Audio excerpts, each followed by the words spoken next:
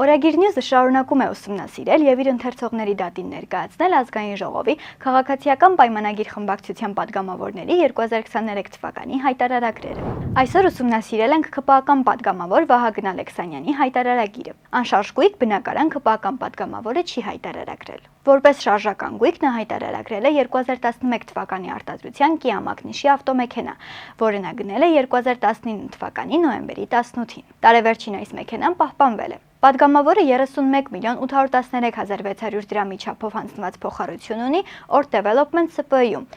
որը տարեվերջին նույնությամբ պահպանվել է։ Ալեքսանյանի բանկային հաշիվներին տարեսկզբին եղել է 630 հազար դրամ, տարեվերջին 1 միլիոն 933 հազար 846 դրամ։ Նրա կանխիկ միջոցները տարեսկզբին կազմել են 5 միլիոն 400 հազար դրամ, տարեվերջին 3 միլիոն դրամ։ Վերջինիս տարեկան եկամուտը կազմել է 38 միլիոն 582 հազար 80 դրամ, որից 9 միլիոն 950 հազար 80 դրամը ազգային ժողովից ստացած աշխատավարձն է։